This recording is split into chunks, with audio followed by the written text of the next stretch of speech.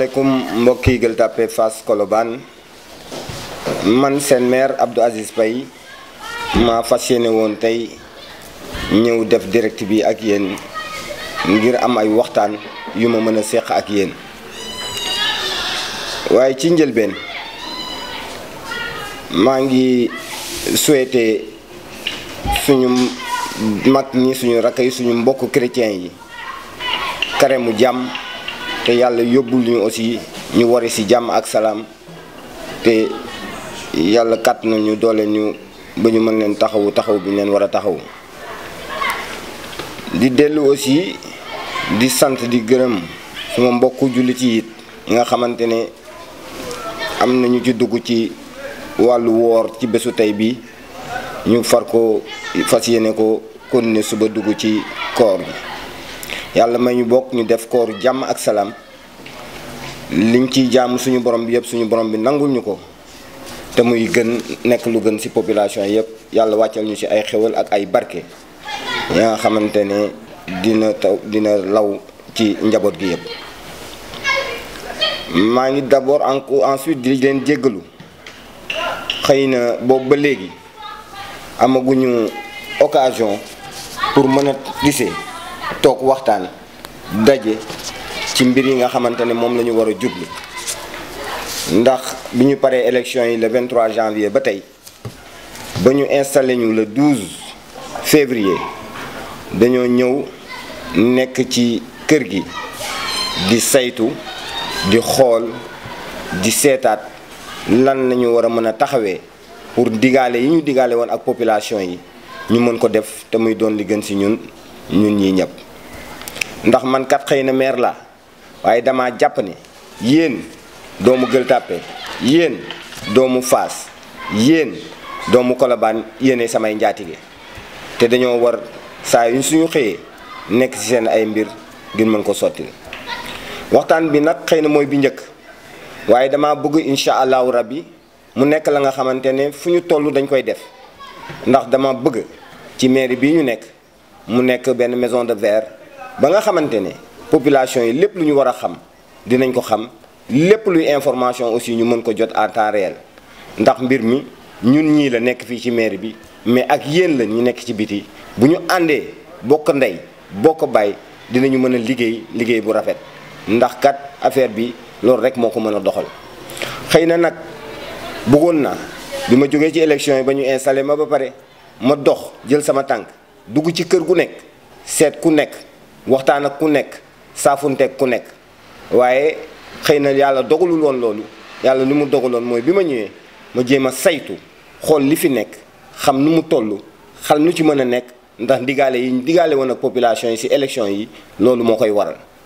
loolu nag moo tax ma ne xëy na tey war nañoo mën a waxtaan bu ma waxtaanee ak yéen ma wax leen tuuti li ma fi fekk ak équipe bi ma àndal ndax am nañu 66 conseillers municipaux am nañu bureau municipal bu constitué de 6 personnes fi mu nekk nag bi ñu ñëwee aussi laaj nañu ñu taxaw ci commune bi xool kayit yi ñu fi jot a fekk xool li ñu fi jot a fekk yépp xool situation yi ñu fi fekk ngir mën d'abord wax population yi un peu li nga xamante ne xëy na moom lañ fi fekkandi. loolu dañ koy tënk ci ñetti ponk rek ponk bu njëkk bi xëy na dañuy waxtaan ak population yi wax leen tuuti li nga xamante ne moom mooy ay jumtukaay ya nga xamante ne bi ñu ñëwee waroon nañ moo fi nekk ñu war a jël jumtukaay yooyu jël ko di ci liggéey ci jumtukaay yooyu xëy na yi ci njëkk mooy war oto yeneen yi ci topp xëy na mooy ay moto yeneen yi aussi mooy xëy na matériel bi ñu war a am fii ci mairie bi mu jëm ci ay ordinateur jëm ci ay connexion internet ba nga xamante ne liggéey bi dina mën a ñoŋ ba nit ñi mën a def liggéey bu gaaw bu mucc ayib waaye bi ñu ñëwee fii daal ci wàllum ay oto bi ñu ñëwee fekk naa fi ñu ne ma ñaata oto laajte naa ko ñu ne ma juróom-ñetti oto moo fi am waaye juróom-ñetti oto yooyu ñu ma wax moo fi am ba ma saytoo seet damaa gis ne juróom oto yëpp bi ma ko laajtee dañ ne ma dafa nekk ci ay garage yu mécanicien boobu nag jël naa matuwaay yi ma war a jël instruire service yi ma war a instruire ne leen nañu dem restituer matériel boobu xëy na waa garage bi dañ leen ameel tuuti xaalis xëy na loolu dinañ ko mën a saafara jël xaalis boobu. ñetti oto yi ci des benn L200 la benn Fortuner ba nga xamante ne def na fi 15 ans mooy bi honorable Seynabou Wade daan dawal ak beneen oto ba nga xamante ne moom it def na fi 15 ans pour wax leen ne rek parc automobile lu tey mairie bi bu ñu ko doon saytu dañuy jàpp ne oto sax amu fi parce que oto yooyu yëpp amortir nañu et puis fonctionnalité bi ñu war a am amuñu ko parce que à peu près ay épave la doon. donc loolu aussi war na nekk la nga xamante ne aussi war na nekk suñu objectif ñu mën ci taxaw ndax bu ñu amul yenn oto yi bu ñu amul camion bu ñu amul ay pelle mécanique bu ñu amul ay L200 xëy na peut-être yenn liggéey yi ñu bëgg a def bu ñu koy def dinañ ci nekk ak jafe ak ay jafe-jafe waaye lépp luñ ci mën aussi ci wàll boobu ñu ngi ciy jéem a taxaw xool nuñ ko mën a defaree. beneen wàll bi mooy ñëpp xam nañu que ne suñu commune bi stationnement daf fi am te stationnement dafa am service stationnement bu nekk fii ci biir commune bi service boobu it bi ma ñëwee saytu naa jéem a xool seen jumtukaayu liggéey naka la toll. bi ma laajtee aussi foofu juróom-ñetti moto lañ ma wax moo fi nekk mooy scooter yi xale yi di dawal juróom-ñetti yooyu bi ma ko saytoo ñu ne ma juróom-benn yëpp dañoo paan te juróom-benn yi ñu paan aussi ñu ngi ci ay mécaniciens te man xaw ma mécaniciens yooyu nekk mais joxoon naa instruction aussi service yi fi nekk pour ñu def demande dem jëli moto yooyu même bu paanee ñu indi gaare ko fii parce que alalu mairie bi la ñu tegal ko fii mairie bi ñu xam ne mairie bee ko moom. ñaar nag moo ciy fonctionné ñaar pour wër commune bi yëpp par bés def liggéey bi ñu war a def. mu jëm ci conteneur yi jëm ci stationnement bi dina xaw a jafe donc yooyu it ñu ngi ci wuti ay pexe pour xam naka la ñu mën a def tey jii ba mën a jox par exemple service yooyu ay jumtukaay yu war pour ñu mën a dem def seen ay liggéey convenablement. donc daal si tënk bu ponk boobu bu ñu ko jàppee mën nañoo wax ne tey jii bi ñuy ñëw fii matériel ba nga xamante ne moom la mairie war a am ay jumtukaay pour liggéey pratiquement bi ñu ñëwee. amuñu ay jumtukaay yu ñu war a liggéey jumtukaay yi ñuy jël yëpp dañ koy jël dem loué ji wala ñu àbb ko wala ñu travailler ak ay partenaires actuellement bu ñu permettre ñu mën a def tuuti liggéey bi ñu ci bëgg a def loolu la ñuy taxawee boobu léegi. beneen ñaareelu ponk bi mooy suñu jógee ci jumtukaayu liggéey yooyu jumtukaay yooyu ay nit ñoo koy jëriñoo ñoo koy jël war ci di liggéey donc mooy li ñuy tuddee personnel bi nekk ci mairie bi personnel bi nag moom tamit saytu nañ ko. xool nañ ko jël nañu lan moo fi nekk comme personnel bi ñu jàngatee personnel boobu gis nañu ne vraiment bi ma ñëwee ñu ngi fi fekk 469 agents muy ñetti téeméer ak juróom benn fukk ak juróom-ñeent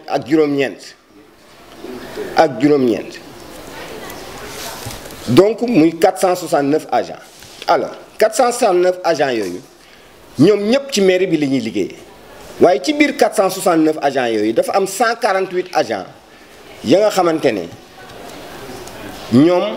la ñu tuddee ay agents permanents mooy ña nga xamante ne mairie bi daf leen recruter ñu nekk fi di fi liggéey ci ñooñu 68 yi mairie Dakar moo ko jëloon indi ko fii ci biir commune bi ci acte 3 de la décentralisation bi mu amee. mais 80 yi ci des yëpp fii lañ leen recruter ci biir commune bi xëy na leneen li ci wàllu mooy bi ñu élection yi desee ay juróom-ñaari weer recruter nañ fi aussi lu toll ci 39 agents indi leen fii def leen ay agents ci biir mairie bi donc loolu lañ fi fekk comme ay agents permanents suñu jëlee agents contractuels yi mooy ñi nga xamante ne ay contrat la ñuy am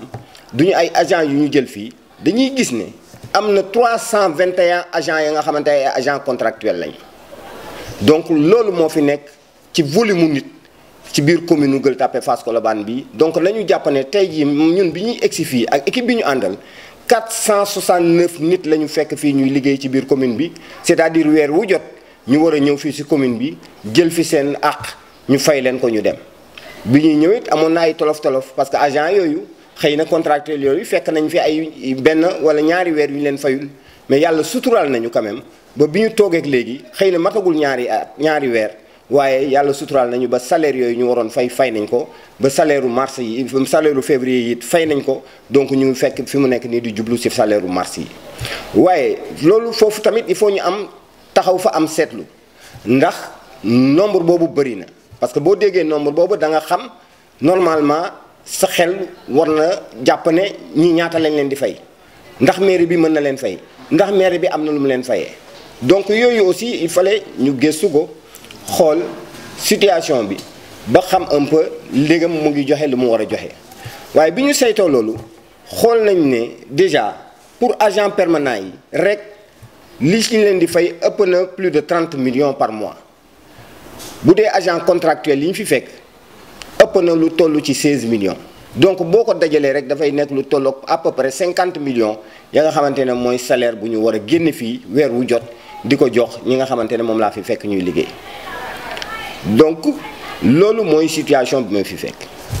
bi ñu ñëwee aussi xool nañu saytu nañu parce que dañu jàpp ne xëy na nit ñooñu fi nekk am na ña nga xamante ne xëy na duñu xëy na duñu dem di liggéey xëy na duñu dem donc ci liggéey bi ñu nekk càmbar boobu ñu nekk fi mu tolloogum nii am na lu toll ci 98 ci nit ñooñu ña nga xamante ne xëy na tey jii dindi nañ leen ci biir personnel boobu loolu moo ñuy permettre un peu ñu mën a supporter masse salariale bi parce que nag foog ñu dem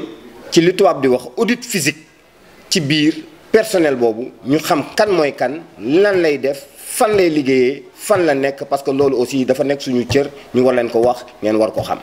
loolu aussi dafa am solo ci kii mais boo jëlee nit ñu toll noonu ñu nekk ci biir mairie bi nga jël lii ci recette mairie bi amoon ci exercice 2021 mooy da ngay gis ne recette de fonctionnement yi mairie bi amoon buñ ko nattalee mu ngi toll à peu près mu ngi toll à peu près ci 800 millions c'est-à-dire que si exercice 2021 lii recettes yi indi de fonctionnement yi li ñuy jëlee ci marché yi li ñuy jëlee ci stationnement bi li ñuy jëlee ci permis de construire yi li ñuy jëlee ci permis de démolition yi yooyu yëpp bu ñu ko nattalee mu ngi toll woon ci 800 millions alors soo jëlee 800 millions jël masse salariale bu toll ci à peu près 50 millions da ngay gis ne soo ko calculer ci at mi dafay 60% wu recettes yooyu ngay jël dafay dem ci salaire bu 60% yi demee ci salaire léegi 40% moo lay dese xëy na pour ay investissement ak leneen li nga war a def. alors dem wuti recettes yi d'abord parce que lu ñu war a wax il faut ñu dem wuti recettes yi ndax boo seetloo ci recettes yooyu dañu ne naa xool d'abord marché Colobane nu mu demee ba ma ñëwee marché Colobane di ko natt di xool lan laa fa mën a am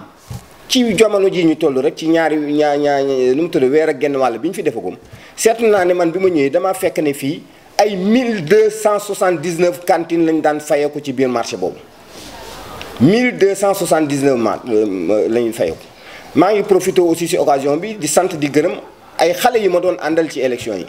ndax boobu ba léegi mu toll ci ñaari weer suba ngoon guddi bëccëg ñu ngi xëy dem defal ma liggéey bu am mucc ayib ci biir marché boobu te tey jii ba fi ma toog nii di wax ak yéen mairie bi fayu leen ñaar dërëm engagement citoyen lañ ko def donc yàlla na ma leen yàlla fayal maa ngi leen di sant di leen gërëm ñoom tamit encore parce que population yi il faut ñu xam loolu ñu ngi fi nekk di xëy suba teel di wàcc guddi di ma liggéeyal di ma defal bi ñu ko defee nag saytu gis nañu ne déjà fi ñu tolloogum yaa 4000 il y a à peu près 4085 cantines ci biir marché donc ça veut dire que tey jii war nañoo mën a yokk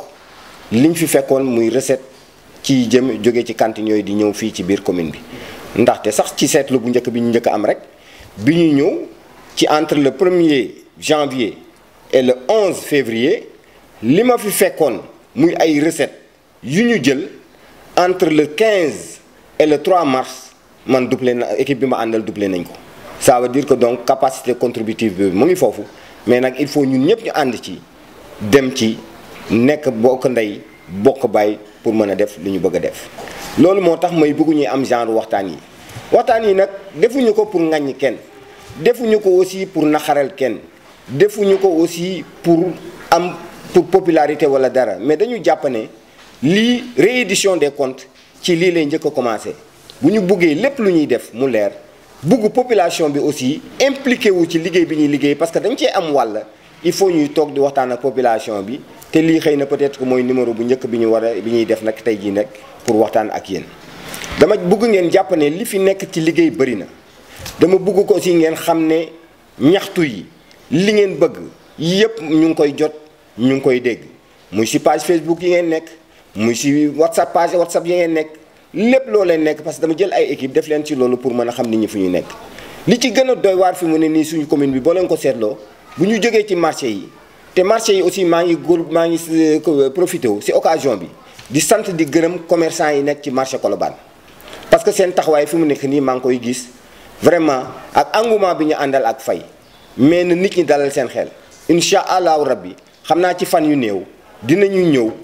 indi leen arrêté ba nga xamante ne seen comité de gestion boobu nekk foofu comme mandat am dafa jeex ñu mën a taxawal comité de gestion bu baax tànn ay nit ya nga xamante ne ñoom la ñu yaakaar ne ñoo war a mën a nekk ci comité de gestion boobu ñu doxal liggéey bi ci marché bi foofu en parfaite collaboration ak mairie bi. loolu aussi nekk marchand yi nekk Colobane jàppee noonu ñu xam ne ci liggéey boobu la ñu jublu actuellement parce que il fallait ñu xam la fa nekk ba pare balaa ñoo jublu ci organisation beeg méthodologie bi pour que nit ñëpp ku ci nekk di fa nekk mën a gis sa bopp. mais yooyu yëpp nañu toogaat aussi gën ko yaatal gën ko waxtaan ak acteurs yi ak commerçants yi ak habitants yi ak mairie bi parce que ay parties ñoo bokk loolu parties yooyu il faut ñuy toog di waxtaan di saytu pour lu ñu jël décision ñu mën ko exécuter ba nga xamante ne kenn du gaañ sa morom. donc loolu aussi bëggoon naa profité waxaale ko ci. léegi beneen wàll wi ci des mooy encombrement bi et occupation anarchique bi nekk ci commune bi ku ko wax gis nga ko ku ko waxul gis nga ko loolu it dafa war a nekk chantier ba nga xamante ne du mairie bi donc moo ci war a taxaw ndax dama jàpp ne population yi dañ ci am wàll parce que su ma nangoo tey ne population yi ñooy sumay njaatige dama bëgg aussi ci programme boobu ñu am ñu ànd ci ak ñoom population yi ñu jàppale ci mairie bi xam ne seen affaire bopp la ba nga xamante ne fu ñu war a désencombrer ñu désencombrer ko defar ko rendre environnement bi agréable pour permettre population yi ñu mën a vivre de façon décente mais da ngay jóg dem dindi fenn ay bagages soo dindee bagages yooyu ñaari fan ñett ñu ñëwaat taxaw nga delluwaat dindi ñaari fan ñett damay ñaan population bi aussi ñi nga xamante ni ci environnement yooyu la ñu dëkk saa yu ñu jógee war a def loolu buñ ko defee ba pare ñu dimbali ñu wala lay xamd ñoom tamit sauvegarder patrimoine boobu parce que dafa dañu bëgg a lancer sax ci am-am ak ci mën-mën benn vaste campagne de pavage des rues commencé ko nag sur les grandes artères d'abord mais aménager ko def fa ay garab def fa ay tooguwaay ba nga xamante ne xëy na espace bi dinañ ko libérer et puis population yi mën commencé am seen cadre de vie bu adéquat mais aussi am naa sañ-sañu toog ñaan leen comme mbir mi ñoo ko bokk lu ñu def aussi dama bëgg population yi impliqué wu jël ko en charge ñoom seen bopp participer ci édifice bi ba pare sauvegarder ak yooyu ba nga xamante ne xëy na maire bi du fa dellu siwaat di def liggéey bu demee noonu donc daal mu ngi noonu en terme nag aussi d'investissement et de recette parce que boo ñëwee ci exercice dafa am lu ñuy tuddee 2021 exercice 2021 après ñu ne exercice 2022 bi ñu ñëwee li fi tolluwaay bi fi amoon bi ma percepteur bi jox man ba ma ñëwee mooy ci keesu gafa mairie bi li fi desoon mooy 41 millions de recettes de fonctionnement et 40 millions à peu près de recettes d'investissement ça veut dire que recette d'investissement moom bu eggee ci 40 millions ça veut dire que xëy na boo ci jëndee ñaari oto sax mu jeex waxuma laa nga ciy def leneen bu dee recette de fonctionnement boo ci gisee 41 millions da nga xam ne boo amee masse salariale bu toll ci 47 millions da nga xam ne sa recette de fonctionnement yooyu sa masse salariale sax mënu koo fay donc daal léegi voilà globalement un peu l'état de la situation qu'on a trouvé ici sur place vraiment di xamal nit ñi ne aussi que dañu bëgg incha allahu rabi ci bés yu néew commencer lancer vers ce mouvement là ba nga xamante ne day nekk un mouvement de pavage général de la commune mais en commençant par les grandes artères avec moyens de bord yi ñu am nii mais aussi population bi nañ ci participer ba nga xamante ne bu ñu désencombré yi ñëw am na aussi yeneen pexe yu ñuy seet pour jël ay garab jël ay fleurs saxal ko ci yenn béréb yi mais aussi ñuy demander population bi aussi ñu jàppale ñu ci pour ñu mën ko sauvegarder parce que dama bëgg fu ñu ko def rek ñu am population ñu ko parrainel ñu mën ko topp di ko defar di ko saytu ba nga xamante ne yàqu-yàqu du mën a am ñun nag dañuy mën a ànd rek bokk ndey bokk baay xam ne fii nekkuñu fi pour kenn fii dañ fi nekk pour population bi lii ñuy def nii exercice la te site internet bi ñu bëgg mettre en place dañoo bëgg buñ ci tolloo population bi képp ku nekk ci population bi nga xam ne lii ñuy liggéey ñun lii ñuy liggéey yow sa liggéey la it yow tamit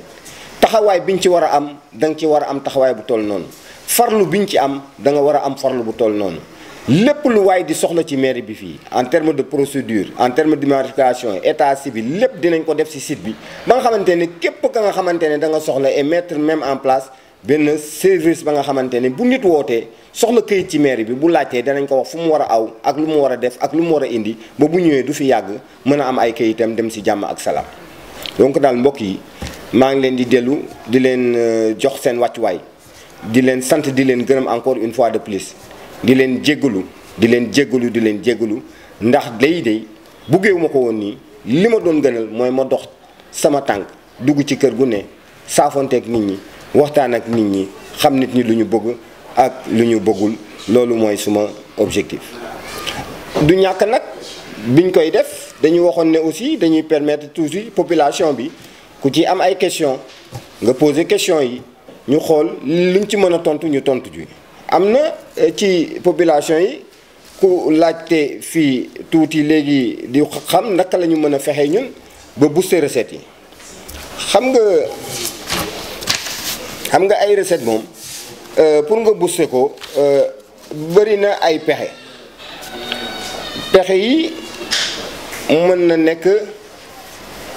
ci taxes yi pexe yi mën na nekk ci li ñuy jële ci marché yi li ñuy jële ci occupation du domaine public mën na nekk aussi lu ñuy jële feneen ci ay yeneen pexe parce que dama jàpp ni suñu jëlee marché bu toll ni Colobane nga nekk ci marché boobu capacité contributive bi nga fa doon jël toll ci 1279 cantines nga dénombré pay ba am plus de 4000 cantines mën a capter recettes yooyu yëpp je pense que déjà recettes yooyu di jóge foofu ci marché boobu rek doublé nga ko par 3 déjà et ci démarche boobu la ñu mën a nekk démarche de partenariat ndax bi ñuy ñëw aussi fekk nañu fii ci marché Colobane mu am ay contrat yu ñu fa defal ay nit pour ñu tabaxaat yenn partie marché yi loolu aussi maa ngi ciy négocier ak ñoom fermement pour xool ban njeexital la war a mën a amal mairie bi parce que dama jàpp ne li ma ci fekk ñu xaatim ko ci kayit yi amul jeexindal pour marché pour commune bi man ma jàpp ne tey jii war nañoo mën am yeneen i pexe ya nga xamante ne bu dul taxes yi sax ñu am yeneen i pexe yu ñuy lal. nañu jël benn exemple bu très simple rek tey jii xam nañ ne lu mu néew marché Colobane lu mu néew par bés lu toll ci 1000 scooters dina gaare ci biir marché boobu lu mu néew 1000 scooters yooyu suñ leen wutalee fu ñu leen def tuddee ko parking jël élément teg ko fa ku ñëw le matin gaare ba ngoon bés bu ne nga fay téeméer boo ko natalee ci bés bi rek dina toll ci 500 000 francs ci genre pexe yu mel noonu la ñu nekk di travailler actuellement ak un plan d'action pour que mën a booster recette commune bi parce que objectif bi ma am objectif bi conseil municipal bi am mooy tey jii au bout de 2 ans que budget mairie bi ñu mën ko yóbbu à 2 3 milliards 4 milliards de francs CFA te gëm nañ ne possible na parce que ay pexe ngi fi xam-xam a ngi fi. donc il faut que ñu seet nu ñu koy mettre en œuvre muy marché Gueule Tapée it dañu ñëw fekk fi contrat dalal population aussi Gueule Tapée seen xel ñu xam ne bàyyiwuñu ko noonu ñu ngi koy saytu ñu ngi discuter ak promoteur bi parce que dañu jàpp ne il faut population bi gis ci ay njeexitalam acteurs yi nekk ci marché bi gis ci seen ay njeexital commune bi aussi gis ci njeexitalam te loolu incha allahu rabbi lépp lu ci suñu kàttan ak suñu mën-mën. dinañ ko def parce que dañoo jàpp ne projet yooyu war na mën a jural alal bu weex tàll biir commune bi ba nga xamante ne commune bi xëy na dootul soxla. FERA am la FERA dafay signer ak convention mairie bi bu signer ak mairie bi convention FERA moom mooy fay xale yooyu directement ci programme boobu dafa fekk ne liñ ciy jël ci ay nit mënut a bëri. parce que sakkanul parce que mënut a doyee mairie bi ñu ñëwee ba tey sax ñu ngi ciy discuter ak FERA pour xool ndegam mënuñu woon yokkal nit yooyu mais seen budget bi ñu génne ak convention bi ñu signé nañ ko ba pare man signé naa convention bi ak ñoom mais ñoom ñoo desoon ci signature bi ak approbation bi dem. dinañu def nag un choix nag moom ku ko def foog nga éliminer seet ay xale yi nga xamante ne bëgg nañ ci liggéey ñu def choix bi tànn leen muy doon ay doomu Gueule Tapée doon ay doomu Fass doon ay doomu Colobane ñu mën a dugg ci mbir mi liggéey ci bu weer deewee FERA fay leen parce que ay contrat 1 an la contrat à durée déterminée la ya nga xamante ne FERA moom lay def di espérer ko FERA dina ko renouveler waat di ko renouveler waat ba xëy na peut-être liggéey boobu gën ko yaatal aussi ba nga xamante ne mën nañu dugg ci yeneen projet xëy na nag jekkul aussi parce que ay doomu jàmbur ñoo ciy liggéey ay nit ñoo ciy liggéey parce que gis naa ci question bi da nga xamante ne xëy na ñu ngi may laaj ñaata la ñuy am mais salaire moom sutura la donc du ma mën a wax de façon publique comme ça kuy liggéey ci biir FERA bi nangam ay am comme salaire nangam ay am mais nañu jàpp ne rek du mairie bi mooy fay waa FERA ñooy fay directement ci biir compte bancaire u nit ñooñu. donc loolu aussi nañ ko bàyyee xel parce que je pense que ne rek parce que man mi toog fii tey di wax ak yéen xëy na la may am par fin du mois bëgguma kenn xamu ko xëy na sax ki ma posé question bi moom it salaire am bëggul kenn xamu ko parce que bu ko bëggoon xëy na salaire am la may njëkk a wax ne ma man lii laay fayee ko par weer donc ma laaj salaire u jàmbur donc daal maa ngi jégalu loolu moom du ma ci mën a sori trop ci salaire boobu donc loolu aussi gis naa it ñuy laaj ay affaire u terrain de sport ca Colobane terrain de sport bi ñuy laaj ca Colobane mooy ne ko biir Colobane déjà bu ñu jëlee rek place de la nation bi nekk Colobane yaakaar naa ne su ma juumul am na ay terrain de football yu fa nekk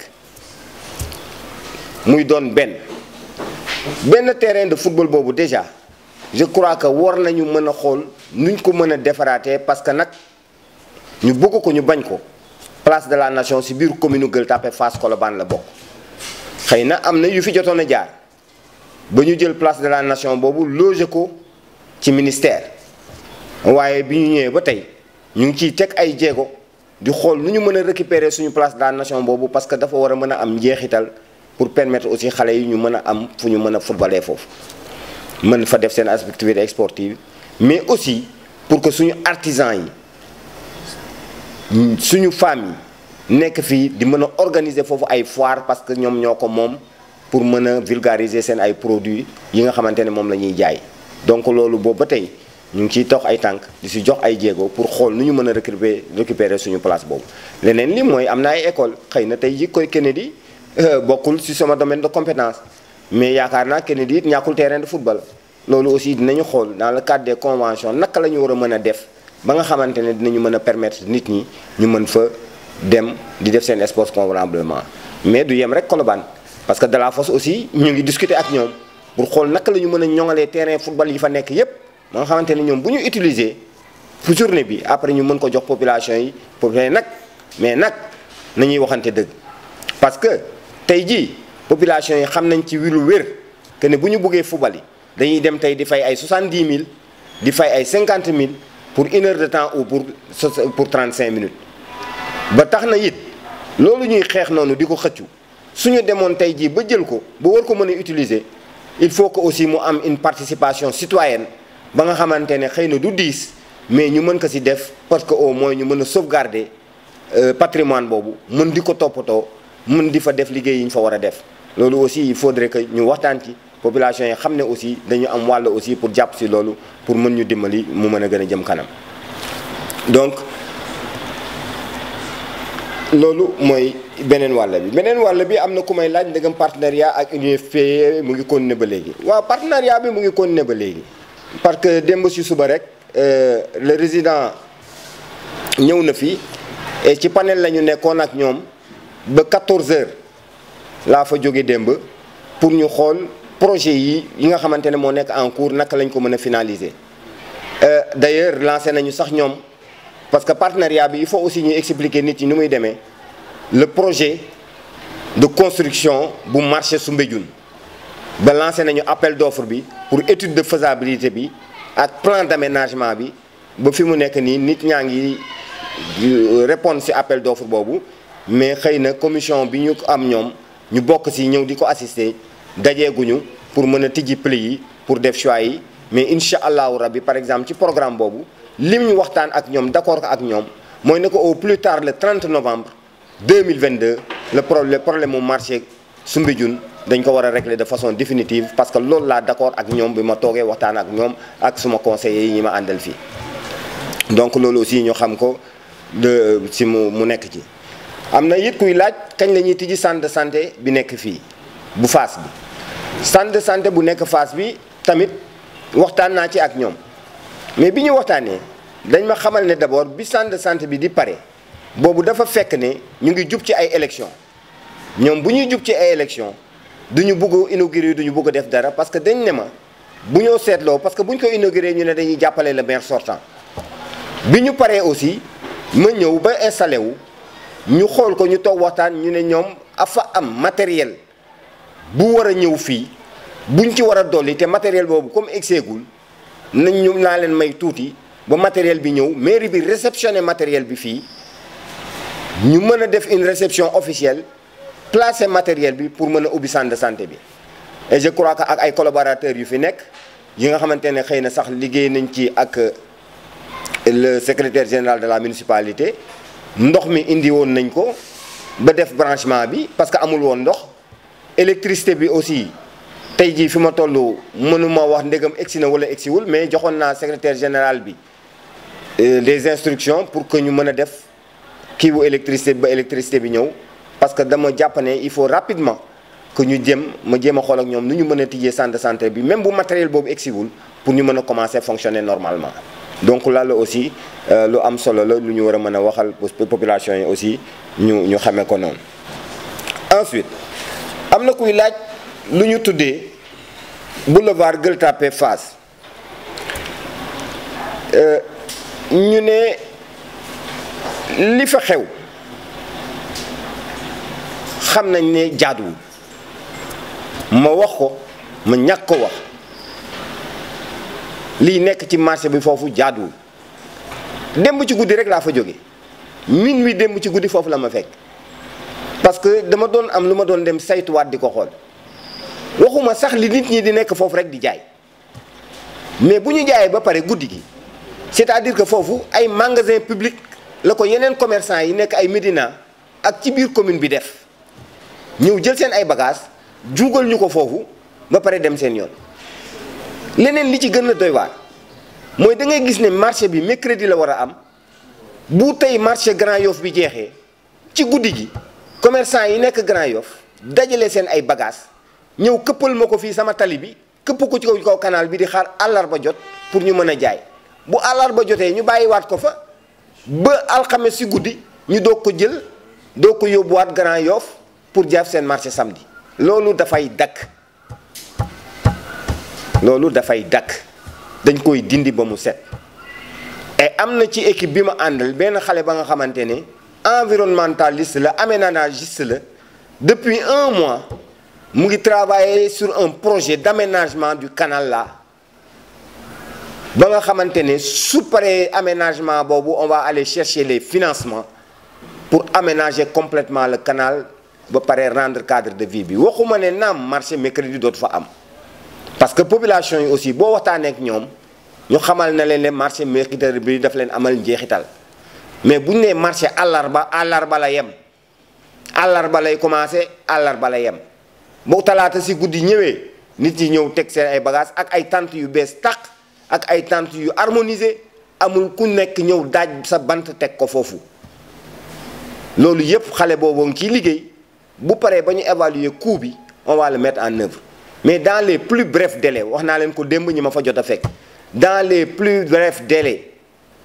on va dégager ce canal là du yomb nag ndax lu tax du yomb xam ngeen ko parce que bi may njëkk commencé si sama njëlbeen wax naa leen amuñu benn matériel bu ñu fekk fii mooy matériel boobu fi nekk foog ku ñu wuti ko foog ñu àbbi ko foog ñu xool j'ai même vu avec le secrétaire général de la municipalité de Dakar discuter naa ci ak moom pour xool nu ma mën a abalee ay camion ak ay pelleteuses pour ñu mën ko fi jële parce que foofu il faut ñu jële ko fa. mais beneen bi ciy toftalu mooy aussi population yi il faut ñu xam ko fii amaguñu fenn fa nga xamante ne mën nañ fa jël ay bagages dem di ko fa jenc muy fourrière. loolu aussi dafa am solo xëy na buñ ko jëlee fi mu toll nii sax fourrière municipale la ñu mën a dem fële ca Grand Yoff teg ko fa en attendant di xaarandi mais loolu aussi ñu ngi doon xool espace yu nekk fii ban espace lañ ci mën a def clôturer ko ba nga xamante ne dañ koy def fourrière. mais nañu jàpp ne il faut que aussi population yi jàppale ñu ci loolu bu ñu dindee ba pare ba def bande bi ba commencé di aménager nañu population yi comme parce que man mënumaa nekk fu ne ñi fa nekk nag ñooy doon meeru foofu di ko saytu di ko toppatoo ba nga xamante ne bu amee njeexital comme yàlla joxu leen autorité ba nga xamante ne mën nañu tere nit bu ñu ma ko waxee bu egsee fii sama service compétent yi ku ci nekk dina génn dem dox li mu war a dox def li mu war a def et sans aucune faiblesse sans aucune faiblesse. il faut que ñu xam ne dañ fi nekk ñun ñëpp ñoo bokk environnement bi kenn warut a déranger kenn warut a def parce que c'est une bombe écologique c'est une bombe écologique trou d'aération yëpp fatt nañ ko mais loolu mënta dem c'est pas possible et puis pire ñu koy def dëkkuñu ci commune bi pire encore donc yooyu moom dans les plus brefs délais les populations n'ont qu'à se rassurer mais aussi il faut qu'ils nous accompagnent. Je vais voir avec le gouverneur de Dakar, je vais voir avec le sous-préfet de Dakar comme 1951 dafa taw Ndakaaru taw ga nga xamante ne ke ëpp dafa ëpp dayo foofu dafa mbëndoon comme ni banlieue bi di mbëndee fi mu toll nii bi tubaab yi ñëwee ñu ne nañu gas canal boobu def ko canal à ciel ouvert pour évacuation des eaux de pluie loolu mooy origine u canal boobu leneen di ci toftalu mooy soo defee étude géologique bi da ngay gis ne nappe phréatique bi foofu ci kër yi c'est à 1 mètre ou 1 mètre 50 c'est-à-dire que kër yi nekk ci environnement boobu yëpp ku gas 1 mètre wala 1 mètre 50 da ngay am teen bu nit ñi amee seetlu sax dinañu gis ne bu ñu duggee ci kër yooyu fondation yi dafa génn de plus de 1 mètre ñu doog a tabax kër yi parce que loolu moo doon exigence su ministère de l'urbanisme pour ñu mën a tabax foofu canal boobu ça demande un aménagement mais pour fermer ko dañuy xam ne canal bi dama ci am responsabilité Pala Samba am ci responsabilité maire Point E ville de Dakar am ci responsabilité ci kaw canal boobu 3 parties ñoo ci nekk mais li ñu concerné ñun jàpp nañu ne dañ ko war a aménager defaraat ko xool ñi fa nekk yan pexe la ñu mën a am ba ñu mën a dem def seen activité te du ñu déranger kenn du ñu gaañ kenn du leen gaañ parce que nit ñi mënuñu nekk foofu di dox ci tali bi te foofu dafa bëri ay oto chaque jour man fa laa dëkk ma gis fa lu xaw a mel ni accident déjà tali yi bii génn Clodel yooyu yëpp aussi il faut ñu toog parce que doo toogee sama buntu kër doo mën a am sax visibilité bu dem Clodel te bu njëkk da nga daan am visibilité dem ba Clodel c'est-à-dire oto bu jógee Clodel ñëw di jàll oto jógee Corniche di ñëw kenn du gis sa morom ça veut dire que loolu risque d'accident la alors que loolu moo anormal il faut que nit ñi aussi ñuy waxante dëgg toog waxtaan xool parce que dañu war a ñoŋal foofu dégg naa sax am na ku fa dem ca wetu Corniche ba daaneel fa édifice public na xam ne foofu laay njëkkee ci moom xaw ma kan la mais na xam ne foofu la ñuy équipe bi ñu àndal foofu la ñuy njëkkee ci moom parce que amul droit def ko te dana ko delloo ni mu ko war a delloo te la mu fa teg dana ko fa dindi. Il faudrait aussi qu'on se parle le langage de la vérité. Occupé à gauche, occupé à droite, occupé partout, ça ne peut plus aller. xanaa population yi ne mën naa bàyyi boo leen ma nee nag bàyyil ma bàyyi ndax yéen a tax ma toog fi mais ndéem yéen a may dooleel ànd ak man ci mbir mi non luñ ci bëgg a def dinañ ko def incha allahu rabbi parce que man loolu laa gëm donc daal ci wàll woowu aussi. moom laa ci bëggoon indi conteneurs yi aussi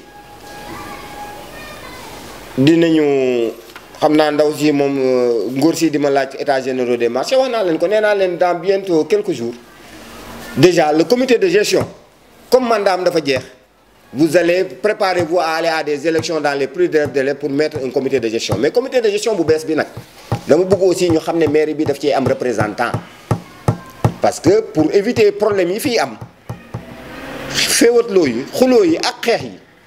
dinañu am mairie bi dina am un représentant dans le comité de gestion ñu redéfinir mission yi ku nekk xam ne sa mission lii la lii nga war a def mission comité de gestion du jaay ay cantine mission comité de gestion du jaay ay espace mission comité de gestion pour gérer assurer la gestion quotidienne la et régler un certain nombre de problèmes ñu redéfinir les rôles ku nekk xam sa rôle lan la ngay jouer sa rôle lan la commerçant bi xam ne moom rôle am mooy jaay te jaay boobu muy jaay warul occuper de façon anarchique l'espace public mu leer ci boppam aussi fi ñu ko jox mu yem si li ñu ko jox jaay fa li mu fay jaay li mu yor bu fa mënta nekk mu seet fu mu koy jenjaat mais bu mu ko teg ci mbedd mi di déranger nit ñi loolu aussi nañoo xam ne dans la semaine qui suit incha allahu rabbi déjà je vais sortir un arrêté pour demander à ce que le comité de gestion du marché de Colobane déjà nañ ko mettre en place donc conteneurs yi am na ku ci laaj li fiy dugg ci conteneur moom bari na mais man li ma njëkk a def bi ma ñëwee déjà pour xam lépp la nga xamante ne moo nekk ci biir commune bi dama ne woon déjà signature yëpp dama ko recentrer ci man parce que bi may ñëw fii ku nekk da daan signé man ma ne loolu mënuma ko nangu donc j'ai sorti benn note de service pour interdire toutes les signatures et demander que lépp na ñëw sama bureau ma commencé di ko signer jël xale yi ma doon wax sànq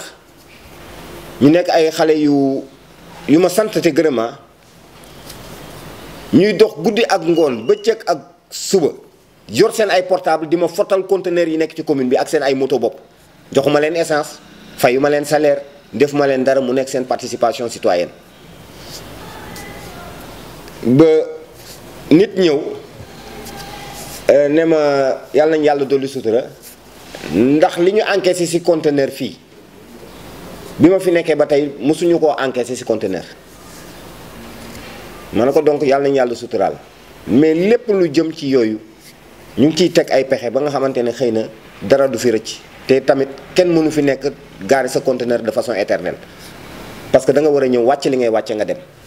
parce que occupation anarchique yooyu di am ci suñu rue yi aussi ku nekk fu neex waay gaare fu neex waay taxaw loolu aussi dama bëgg ñu xam ne aussi dañ ciy jóg incha allahu rabbi lu mu gën a gaawee waaw les bourses d'études aussi am na ku ciy laaj mais nañu xam ne bi ma ñëwee fii li ma fi fekk ci boru bourse d'études yu ñu war a fay école privée yi bés bu nekk ñu joon envoyé ma benn lettre ne naa leen fay seen xaalis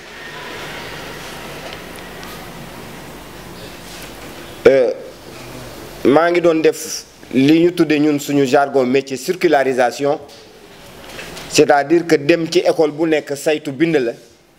laaj la d'abord ñaata lañ la ameel ak ñaata étudiant lañ fa indi pour xool nu ñu mën a saytoo mbir moom parce que dañu jàpp ne étudiants yi dañu war a am bourse d'études dañoo war a jàng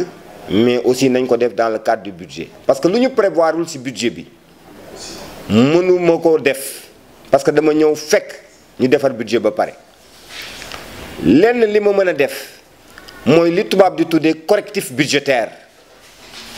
c'est-à-dire que à un moment donné comme budget bi wote nañ ko ba pare man ak équipe bi ñu ànd dañuy toog ñu xool ne rubrique bi par exemple dugaloon nañ fi 10 millions te 10 millions yi ñu dugal ci rubrique bi xëy na peut-être que bu ñu ko jëlee fii yóbbu ko ci beneen rubrique bële fa lay ëppee njeexital pour population bi ñu décider conseil municipal bi réunir ñu waxtaan ci conseil municipal bi ne nañ ko jël yóbbu ko ci beneen rubrique bële ñu def le correctif budgétaire pour pouvoir prendre en charge de certaines choses sur la commune. Donc daal nañu jàpp ne bourse yi aussi on est en train de faire ce travail là de circularisation demander à la population demander aux écoles parce que dama bëgg parce que aussi li may def dama bëgg mu jaar ci ay kayit yu leer parce que du ma toog fi rek ñu may envoyé circulariser nañu école yëpp pour xam ku ci nekk lu ñu ameel ak yenn étudiants ñoo fa nekk ban année de formation lañ nekk depuis combien d'années ñu ngi fa est-ce que ci commune bi lañ dëkk aussi parce que dootuñu may commune bourse ku dëkkul ci commune bi parce que yooyu yëpp aussi il faut mu leer bourse yi ñuy maye doomu commune bi ñoo ko war a jëriñoo incha allahu rabbi parce que yooyu yëpp xëy na état de situation bu ñuy def la bu ñu ci paree rek li ñu ci war a leer dina leer xëy na aussi ñi ñu joxoon bourse lu ñu ci mën a fay ñu fay ko et puis ñi ñu octroyé bourse aussi ñu octroyé leen bourse ñu mën a jàng. Donc loolu daal ci ay ponk loolu laa bëggoon ñu waxtaanee ko. xëy na waxtaan bi yàgg na gudd na mais yaakaar naa ne xëy na amalte nañu njeexital amalte nañu njëriñ ndax lii daal la ñu bëgg mu nekk la règle population yi di mën a wax ak élus yi di mën a ñëw ci site bi di organiser yu mel nii di mën a wax ak ñoom président commission yi di am lu mel nii di mën a ñëw di wax ak nit ñi population yi ñu mën di daje ak ñoom ak équipe de communication bi moom bëgg a mettre en place parce que fekk ma fi woon aussi équipe de communication ay xale yu xarañ ñu dëkk ci commune bi laaju ñu ma dara ñoo nekk di ñu accompagner nii pour ñu am lii seen ay dërëm lañ ciy def seen ay alal lañ ciy def ba tey jii lii ñu mën ko am donc ñoom tamit bëgguma di tudd ay tur mais maa ngi leen di sant di leen gërëm di rafetlu aussi seen taxawaay am na ay agent aussi yu fi nekk ci mairie bii moo fi fekk boobu ba léegi ma dugg fi ñu ngi ciy am taxawaay bu wér fépp fu ñu war a dem ñu ngi fay dem lépp lu ñu war a xool ñu ngi koy xool lépp lu ñu ma war a indil comme information ñu ma koy indil aussi ñooñu tamit maa ngi leen di sant parce que su ma waxee la rek ku nekk dina xam boppam maa ngi leen di sant di leen gërëm parce que bëgguma ŋàññi kenn mais nañu continuer ci dynamique boobu nañu nekk ci liggéey bi xam ne liggéey moo ñu war liggéey moo ñu fi bàyyi liggéey moo ñu fi indi mais nañu ànd bokk ndey bokk bàyyi boddinte bi bàyyi yenn mbir yi nga xamante ne si la ñuy nekk commune bi waa commune bee ko moom commune bi waa Gueule Tapée ko moom commune bi waa Fass ko moom commune bi waa Colobane ko moom nañu bokk ndey bokk bàyyi ànd liggéey li ci des nag mooy ci fan yu néew nañu dellu siwaat waxtaan ci beneen ponk ba nga xamante ne moo yitteel nit ñi ñu xool action yi ñu ciy teg demande leen ñu participer ci asalaamualeykum wa rahmatullahi wa taala wa barakaatu yàlla may ñu kooru jàmm ak salaam may suñu mbokku catholique yi ñu woori si jàmm ak salaam yàlla yombalal ñu lépp defal ñu jàmm defal ñu tawféex asalaamualeykum waa Gueule Tapée Fass Colobane seen dooma ngoog seen mbokk ngoog seen jaama ngoog asalaamualeykum